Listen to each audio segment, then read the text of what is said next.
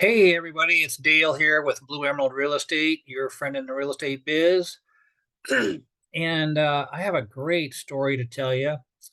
So I listed and sold this home for a woman, and we'll call her D, just to keep her anonymous. But her story needs to be shared. And what's so great about her story is about 11, 12 years ago, she needed a home.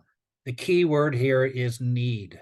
She was a renter. She was early in her career. She needed a home so that she could bring her parents to live with her to help take care of them as they were aging.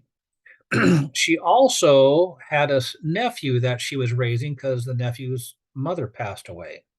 So this woman's hands were full, obviously. But so she was a renter at the time and decided to buy a house. And like I say, this is about 11, 12 years ago. So she bought a bank owned home, something she could afford.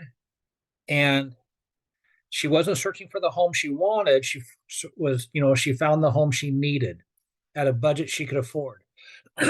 Excuse me. So, fast forward 12 years, um, she lived in this home.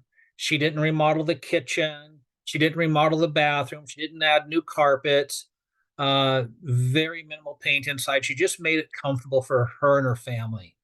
A month ago, we put that house on the market. We sold it. Very in basically the same condition as it was when she bought it. She just did basic um, maintenance to the home for what she could afford and what the house needed. Uh, we put the house on the market, sold it right away, and the key is she put nearly $250,000 in her pocket. Now, the moral of the story is if she would have continued renting, which was the easy way out, how much money would she have in her pocket? Zero.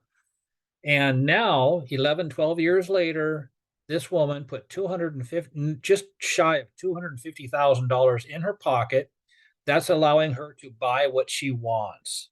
Now, she also has money to put in towards her retirement.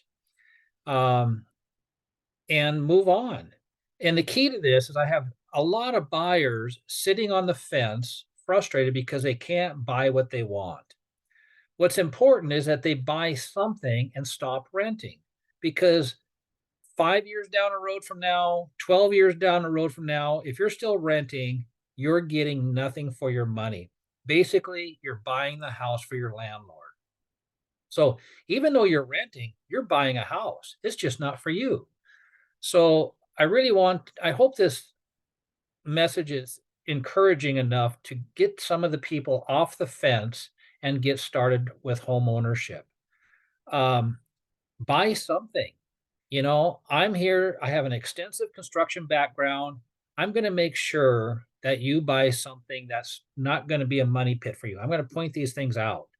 You know, uh, we don't have to have a house that's going to, impress the friends. I see a lot of buyers doing that.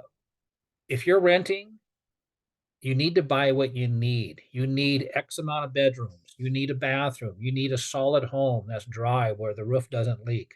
You need a home that you can live in for, 7 to 10, maybe 12 years, sell it, and then move into the house you want. That's how you move up. Stop renting. I can't harp on people enough about this that this woman is a success story. And there's a lot of people that are renting that think they can't buy, but they've never talked to a professional and they're only assuming. So, if you know somebody that's in this situation, if you can afford to rent, you can afford to buy. There's something out there in your budget. Or if you can't buy today, we can set you up so you know what changes you need to make in your lifestyle to save the money to get you in the position to buy a home. That's the key. you know, uh, it's a learning experience, for people. You need to find out what you need to do to get what you need and what you want. So I hope this message is encouraging. And for those of you that are sitting on the fence or anybody that knows somebody that's sitting on the fence, reach out to me. You know the drill. Call me, text me, send me a Facebook message, and we can talk about the best way to introduce your friend to me so that we can get them on the path of home ownership, financial stability, and an automatic savings account and get a house. The first step is the hardest one. For this woman to buy the house she wants, it was harder to buy the house she needed back then than it is to buy the house she wants today. Buying the house that she wants today is an easy process now. Uh, that first house is doing all the heavy lifting with the equity she gained. So once again, let's get together. Let's put some people in some houses. Let's be their heroes. As always, this is Dale. I appreciate you helping me, helping others. See you later. Bye.